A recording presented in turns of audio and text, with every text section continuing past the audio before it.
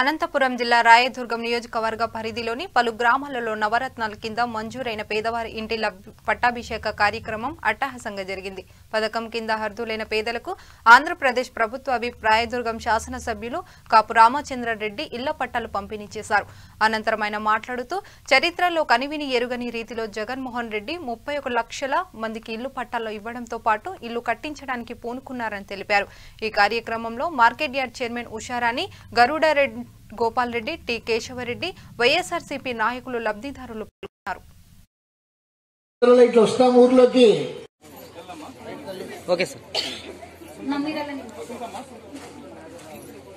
గుడేగొలం గ్రామం హరిజన ఒలిగమ్మ మారెప్ప,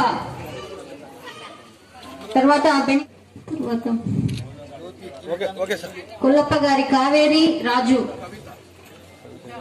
మహాలక్ష్మి మల్లయ్య,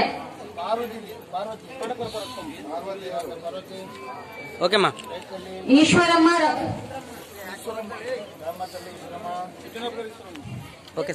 లక్ష్మణ, హరిజన ఎల్లమ్మ లక్ష్మణ.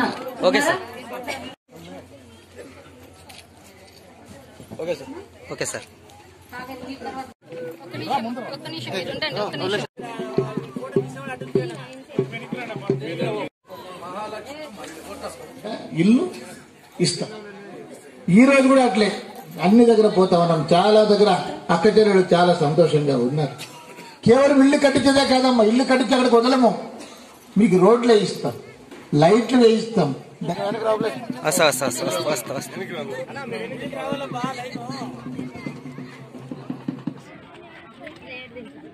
చరిత్రలో కనీ విని ఎరగని రీతిలో ఆ రోజు రాజశేఖర రెడ్డి గారు ఇందిరమ్మ ఇళ్ల పేరుతోటి గ్రామాల్లో కొత్తగా కాలనీలు కట్టించి ఒక కొత్త ఒరవడిని సృష్టించారు.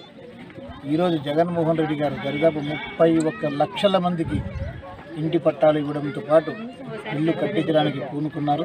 ఈ చరిత్ర రాబోయే రోజులలో ఎవ్వరు కూడా ఇలాంటి కార్యాన్ని చేయలేనటువంటి ఒక చరిత్ర ఇది. ప్రజలందరికీ ఇల్లు కట్టించడంతో పాటు అక్కడికి అవసరమైన రోడ్లు, కుళాయిలు, విద్యుత్ దీపాలు అన్నీ కూడా సకల సౌలభ్యాలతో వాళ్ళకి ఇల్లు కట్టించి వాళ్ళు సుఖంగా సంతోషంగా ఉండాలని చెప్పి జగన్మోహన్ రెడ్డి గారు కోరుకుంటున్నారు. ఇప్పటికే నవరత్నాల పేరుతోటి అనేక సంక్షేమ అభివృద్ధి కార్యక్రమాలను ఆయన ప్రవేశపెట్టడం జరిగింది. అందులో భాగంగా మరొక నవరత్నాల్లో ఒకటైనటువంటి పేదలందరికీ ఇల్లు కార్యక్రమాన్ని ఇప్పుడు రాష్ట్రమంతటా కూడా జరుగుతూ ఉంది. కాబట్టి ప్రజలందరూ కూడా చాలా సంతోషంగా కూడా ఉన్నారు.